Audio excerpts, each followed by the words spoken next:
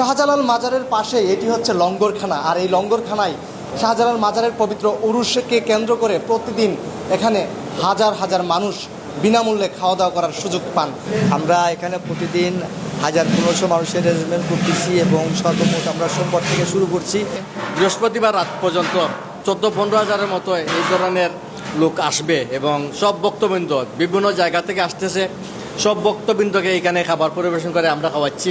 প্রায় 14 জন সদস্য নিয়ে রাজা মিয়া দীর্ঘ 4 বছর হযরত শাহজালাল রহমতুল্লাহির এই মাজারের লঙ্গরখানায় বিনামূল্যে সাধারণ মানুষের জন্য রান্নাবান্না করছেন এবং এই রাজা মিয়ার হাত ধরে সুস্বাদু সকল রান্না সাধারণ মানুষের প্লেটে চলে যায়। প্রধানমন্ত্রীও এই উরুস শরীফে শরীক হয়েছেন। আল্লাহ যেন ওনাকে শরীর স্বাস্থ্য ভালো রাখে, মন মেজাজ যেন দেশ শাসন করার জন্য সুন্দরভাবে যেন পরিচালনা করতে পারে, এই তৌফিকটা যেন ওনাকে আল্লাহ দেয়। প্রায় 750 মানুষ এখানে স্বেচ্ছায় শ্রম দিয়ে থাকে এবং এই সিলেটের বিভিন্ন প্রান্ত থেকে শাক সবজি পেঁয়াজ রসুন আদা থেকে শুরু করে রান্নার কাজে ব্যবহৃত যেই সমস্ত সামগ্রী আছে সব কিছু এখানে বিনামূল্যে এসে পৌঁছে দিয়েছেন। আমরা এখানে প্রায় 700-750 ভলান্টিয়ার উরুস শরীফের খেদমতের জন্য আমরা উপস্থিত থাকি।